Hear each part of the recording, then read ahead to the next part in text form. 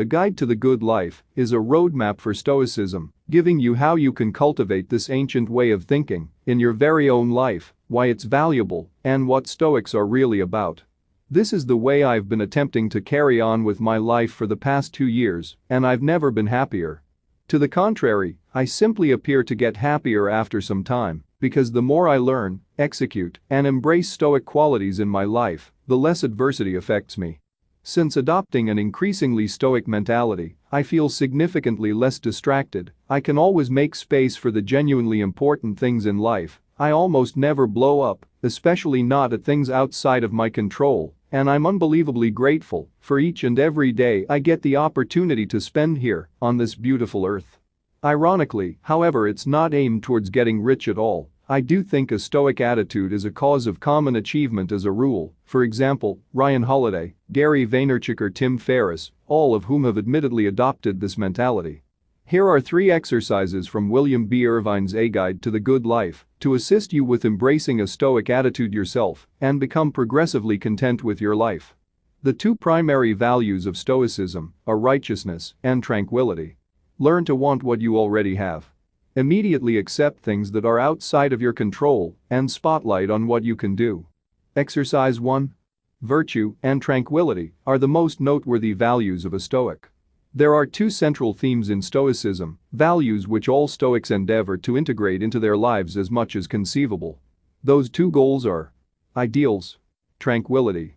Chances are, you don't really have the foggiest idea what these mean, or in the event that you do, you think about an inappropriate thing.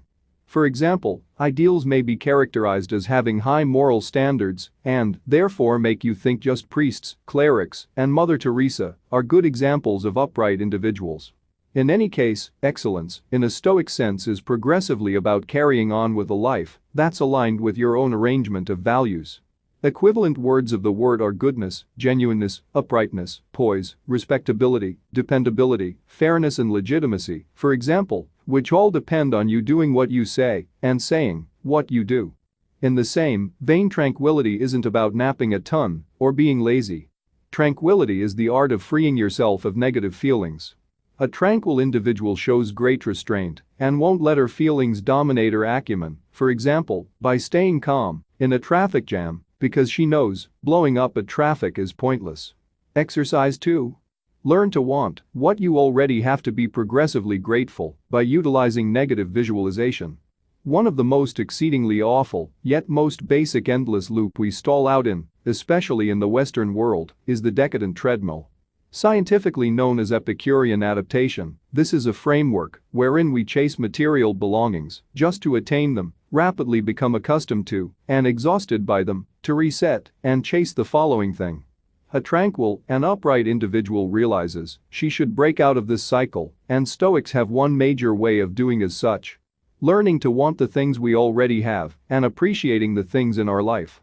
The more you want what you have, as compared to having what you want, the happier you'll be.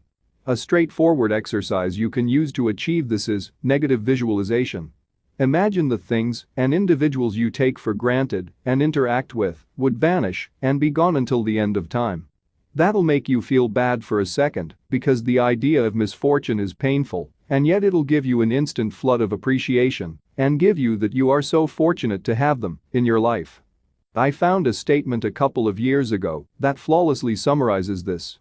Imagine you just woke up toward the beginning of today with just the things you said thank you for yesterday.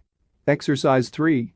Be okay with the things that are outside of your control and internalize your goals for the things that aren't. The greatest advance towards turning out to be progressively tranquil you can take is changing your attitude towards the things you can control. This takes 2 stages. Realizing when something is outside of your control right when it happens. Not distracting yourself with stressing over it for even a second.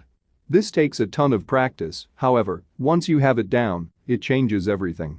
It does not just make you happier, it also stops you from wasting time waiting. For example, when I send an email pitch to somebody, I overlook at the subsequent I send it because from that minute on, it's out of my control. Moreover, I never stress over the weather or governmental issues. And for those things that are somewhat in your control, yet not so much, you can internalize the goal. For example, obviously you want to get good grades or win when you enter a challenge, yet other individuals have a say in this too. So instead of concentrating on getting winning, center around conveying your best performance. This won't just actually make you perform better, however, you also won't feel squashed on the off chance that you don't achieve your goal because it wasn't altogether dependent upon you to reach it.